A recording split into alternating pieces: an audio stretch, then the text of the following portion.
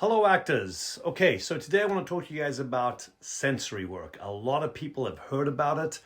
A lot of people don't have a clue what it is, but even the ones that have heard about it, they always, when I bring up sensory work, they go, oh, that's emotional stuff. And it has nothing to do with emotions. It's so far from that. It's not even funny.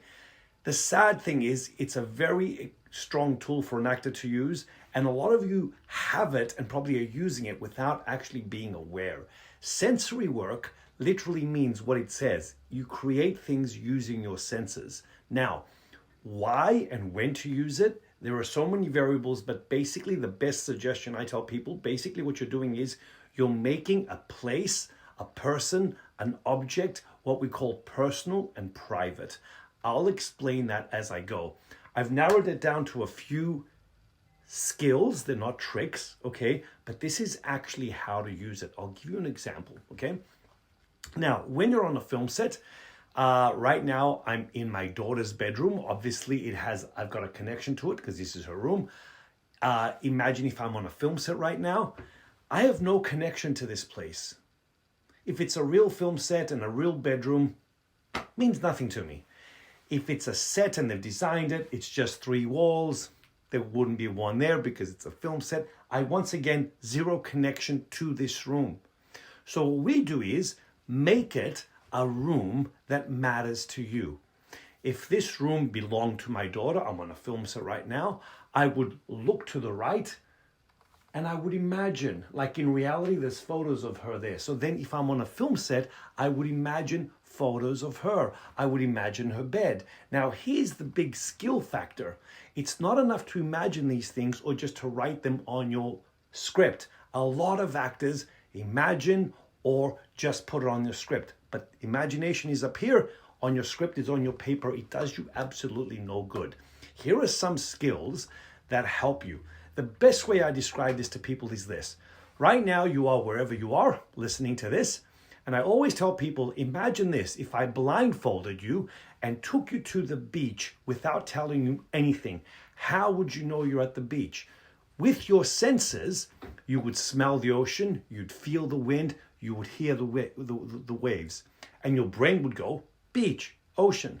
Then, if I picked you up and closed your eyes once again and took you to your kitchen, how would you know you're in your kitchen? Blindfolded with your senses, you'd smell the kitchen, you might hear some things and so forth. We trick our mind and our body to believing that we're actually there, okay? Now, the first thing to do, I always tell people, is close your eyes when you want to create a place which will take you out of the place that you're at now, which is a film set or bedroom. Close your eyes, and I always tell people, start with, number one, smell. Smell is a very, very personal, strong sensory element, and it will not be on a film set. But if you add smell there, it will actually feed you. I'll give you a very quick example. Imagine right now I said we're going to an Italian restaurant, a good old family Italian restaurant. Right away, your brain would imagine the restaurant, right? But also you'd smell their food. You'd smell the pasta, you'd smell the pizza, whatever it is. You know what I'm saying? There's a vibe to it and a smell to it. Now imagine I said we're going to a sushi restaurant. Automatically, different vibe, different smell. It's a different smell. If I was to swap those smells, your brain would go, wait a minute, that doesn't make sense. If I went to the other restaurant and I smelled pasta, your brain would go, that doesn't make sense. So it's important, first of all, that you pick things that make sense, but also that you add a smell. Add a smell to a person. Every person has their own smell. I could smell certain perfumes which remind me of that person. So always have a smell of a place or a person or even an object, okay? The second thing is this, and I always explain to people, it's important that you touch things. Now, first of all, I'll use my arm as an example. This is not touching. This is touching. You have to move your hands slightly to feel things, okay? Now, if I'm taking a shower in the morning, I just stand there and the water flows over me. That's how I feel it. So we're saying there's no water now, move your body against things. And it's important to touch things also because touching them makes them extremely, extremely specific. Right now, if there was a wall over here and there was a photo of my daughter, I would touch the actual photo. I would touch it. I would add a smell to it, okay? If there was a window over here or a bed, touch the pillow, touch the mattress. I mean, the bedspread, you know what I'm saying, all right? And you touch and create just enough things to make you believe that you're there. It does help if you create things all the way around you, to your left, to your right, behind you, even up, or behind the camera.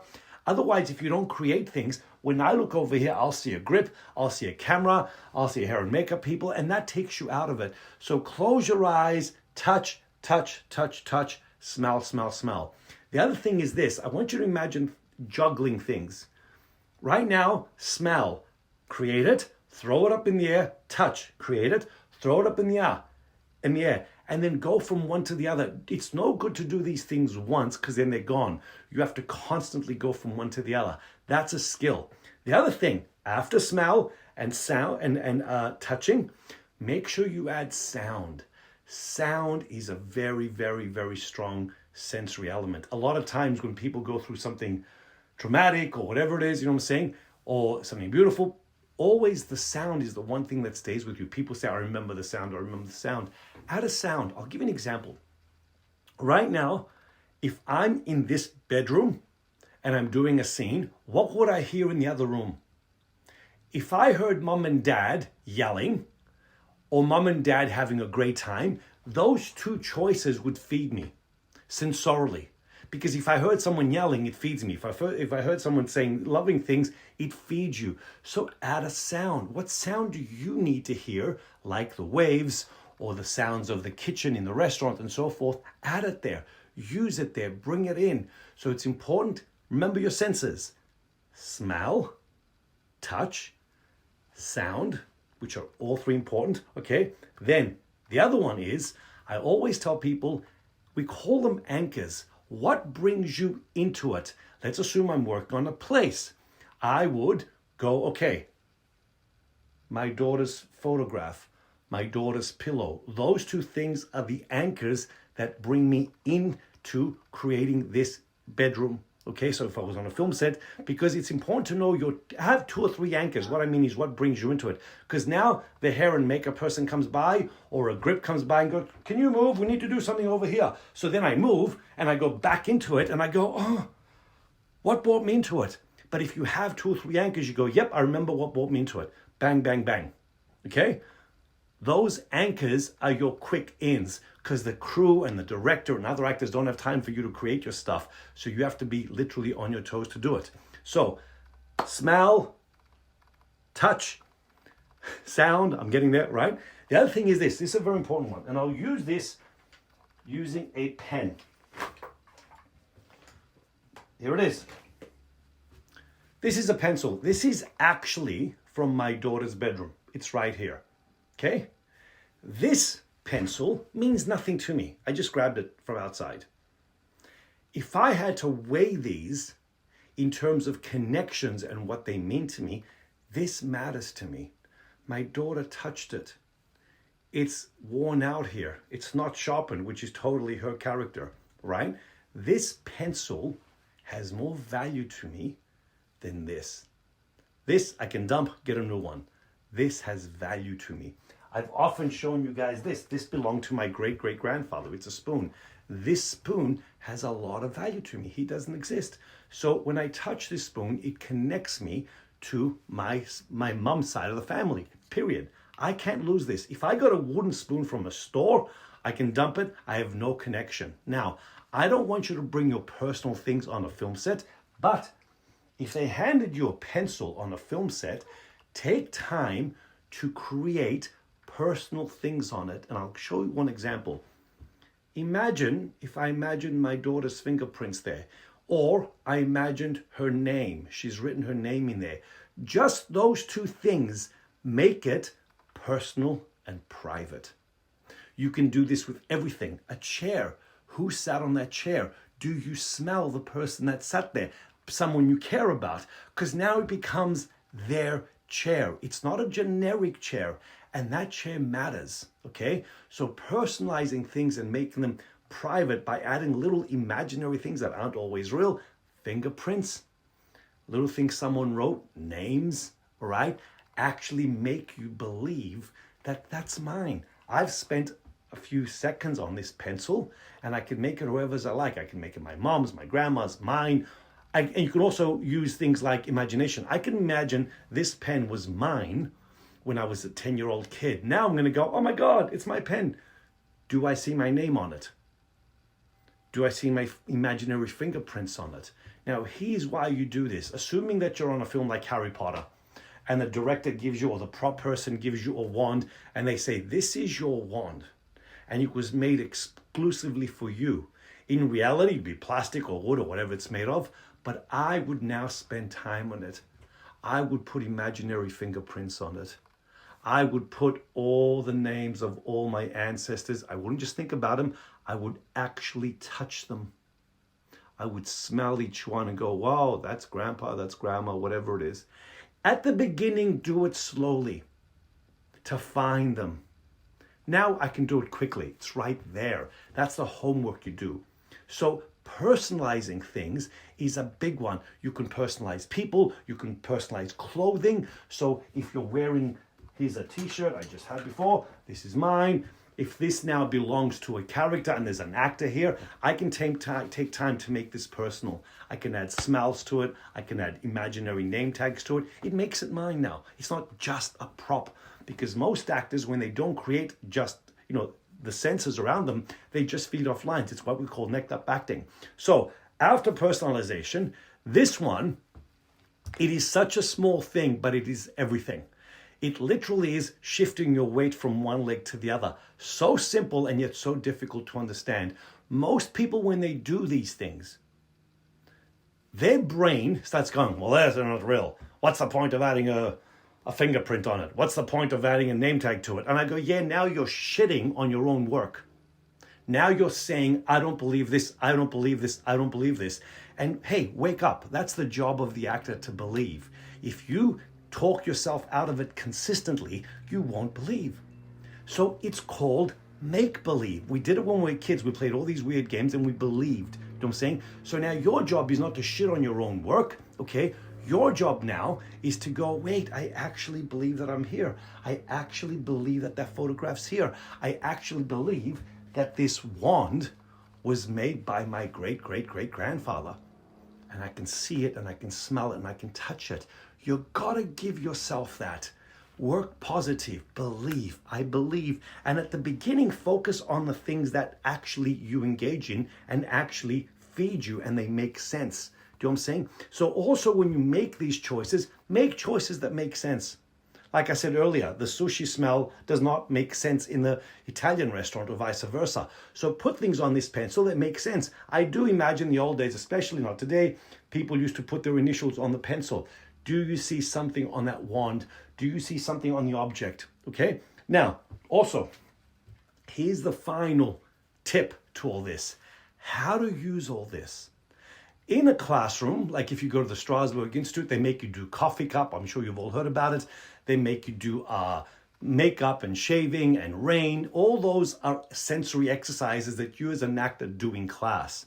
Now, on a film set, when you have to personalize a place, when you have to personalize an object, when you have to personalize a person, a lot of your homework is to do these and find these connections at home.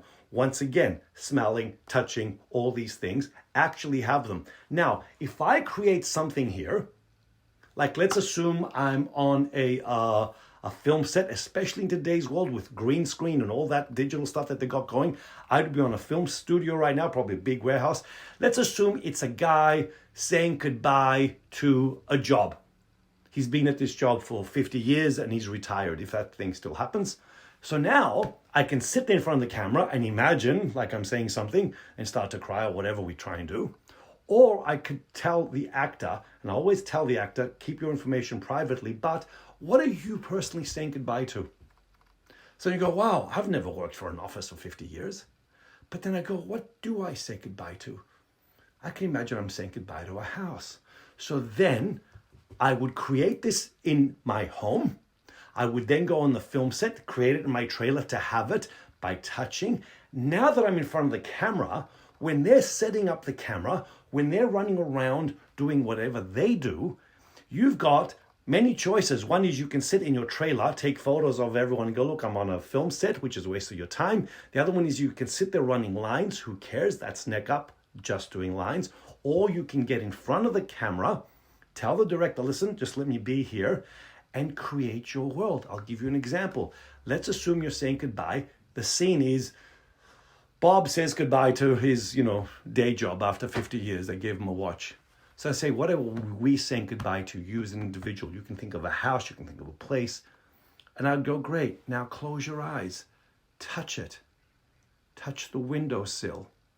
Touch your desk.